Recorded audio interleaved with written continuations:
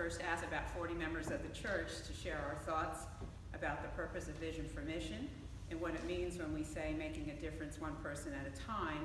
Some of us were really excited. Some of us were a little skeptical, a little apprehensive about speaking in public.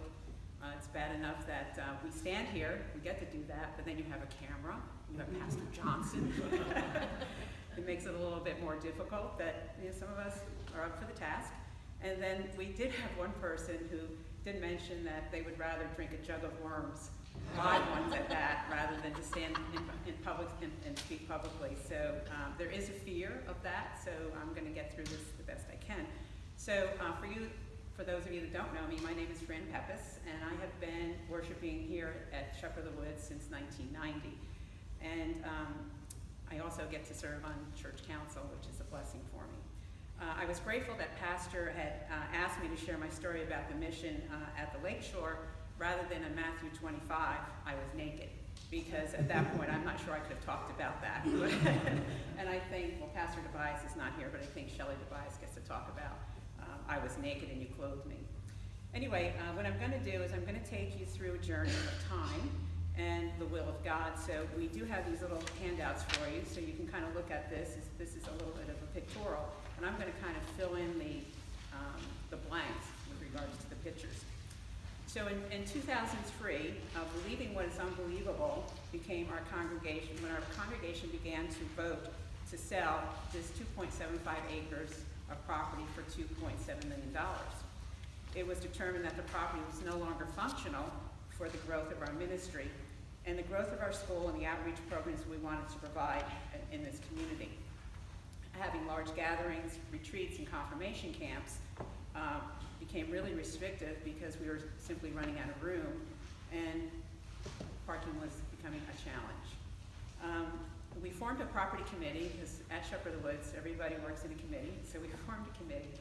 And we had 4 sets of criteria. We decided we needed 20 acres, and in that 20 acres, we determined that it had to be visible, accessible, affordable, and it can be developed. Over the course of a year, we looked at about 15 different properties. And we thought we got really lucky when we found one around the corner from us on South Side and Bay Meadows Road. Unfortunately, it was $1 million an acre.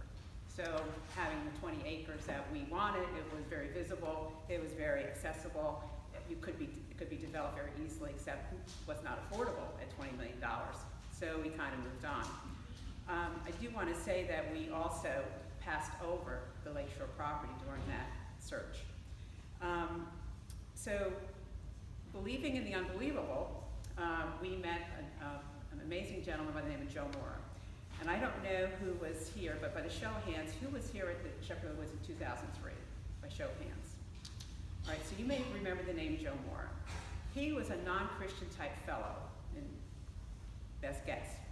He decided to sell his 40 acres of beautiful land to Shepherd of the Woods. It was significantly discounted. Other people were approaching him, were paying twice as much for the property. His passion about the property was it was going to maintain its beauty, and he didn't want to have his property turned into a rock crushing plant. He just didn't. He had lived there for 40 years, and he enjoyed the beauty of the property. So with many meetings and the persuasion of Pastor Johnson, who can be very persuasive as we know, and the will of God at hand, we got the approval to buy that property for $1.6 million. And the only criteria that it met, it was affordable. It wasn't visible, wasn't very accessible. And when we really weren't sure whether it could be developed on, because there was a 7-acre pond in the middle of it. But we took the leap of faith and we purchased it. Again, next, believing what is unbelievable, we needed financing. We hadn't sold this church yet. So we are going to our lender, and we asked the lender, can we have a little bit of money, like maybe $1.6 million? And with their leap of faith, because they already had given us $1.2 million for this church, they said, yes, you can go ahead and we'll be glad to do that for you. They believed in our mission. So in 2004, since we had no money, we didn't sell the property, we put up a 1,500 square foot outdoor tent. And I don't know if anyone here, but by the show of hands, who was actually in the tent at that time worshiping? So the pioneers. There was no air conditioning, there was no heat. We were bundled up in blankets at times. But the fact of the matter is that we began our fellowship and began to have our worships there, and everybody was gathering, and we began to believe in the unbelievable. 2006, anyone here that was a member in 2006? Just a few. The congregation voted to take the Southside property off the market. And we tried, very unsuccessfully. We got 4 letters of intent. They all tanked. And we sat back and we thought to ourselves, what are we doing wrong? Such a beautiful piece of property. I think what had happened was that we had to believe that God had a different plan for us. We really believed that at that time, because it became clear that it was really his plan and not our plan. And so at that point we began to realize we're supposed to be a multi-site congregation. Took the property off the market, and now, not having any money and having a lot of dreams, Pastor took the committee down to the Lakeshore, and we had this barn. Now you all remember the barn had really nothing in it except some equipment to take care of the cows and the pigs on the property. And Pastor looked at that barn and he said, I want you to dream with me. And we said, okay. And he says, I think that what we could do is we can convert that broken down barn into a worship and meeting space. And our committee, while Pastor was looking at the barn, we kind of huddled together and we chuckled. And then Pastor gathered us back up like a bunch of sheep, and he said, let's pray about this. So we did. And with the amazing efforts of our congregation, time, talents, plus we gave Pastor a $10,000 budget, the barn manifested into a place of worship before our eyes. It was truly amazing. 2008, who's been here in 2008? Anybody in 2008? The congregation started to become a reality. The congregation started to become a reality, and the infrastructure was put in place. We had a 6,000 square foot faith center, which was dedicated. We planted a little Charlie Brown tree. It was about 2 feet tall and 2 feet wide. We prayed and we sang songs to the glory of God, and actually the seed of life actually started to spread at that time, because the Faith Center provided space for worship, Sunday school, youth ministry, and all people were invited to worship. In 2008, the economy tanked, in case anybody didn't remember that critical year, but not Shepherd of the Woods. Shepherd of the Woods, we began our Christian day school in 2008, which is amazing because most people were unemployed and weren't sending their children off to a paid school. 11 years later, fast forward, Shepherd of the Woods has provided a Christian education to over 800 children who get to hear the Christian message and experience the love of God. The ministry truly has changed the lives of those children and has planted the seed in their hearts and in their mind.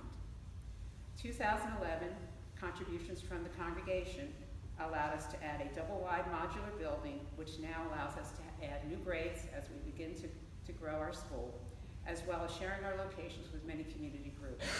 We have the Boy Scouts, the Cub Scouts, an appraisal club, a photo club that's beautiful, Sons of Norway, and Haven Hospice has a bereavement camp for children who have experienced tragic loss in their lives, and they use that property for them to go and meditate and to recover and heal. What an amazing gift we have to offer. In 2014, the Eagle Scouts were using the property, and an Eagle Scout came forward and actually dedicated a ramp to the lake house. Dedicated and built it.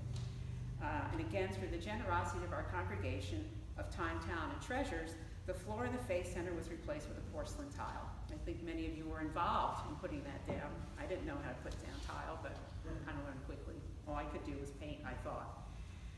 This retreat is now being used 7 days a week by many of the Shepherd of the Woods congregational ministries for youth as well as adults, as well as many outside groups. The site is being used for confirmation camp for youth, not only for those living in Jacksonville, but they come from all over.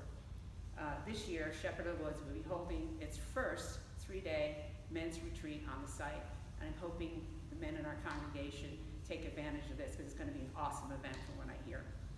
And also, if you did not know, over the last 8 years, the Pumpkin Patch, and I know a lot of you have been volunteers at the Pumpkin Patch, has brought over 8,000 kids, parents, and teachers to the site. Taking brochures and hearing about our mission, they get to see faith in action. When you add Trick or Trunk visitors, it brings 1,200 to 1,500 people on site. We have had over 15,000 people come and visit and hear the good news. Future dreams, Lakeshore Columbarium, Fellowship Tent or Pavilion, Chapel, and how about senior housing? Believe in the unbelievable. Looking for Christ, can you see him in us? Because there are no limits to our vision of outreach, we are making a difference one person at a time. Once said, faith retained serves one, faith shared serves many. We are a community in action. And that we are hoping that God will continue to bless us and his faithful disciples as we continue to spread the good news.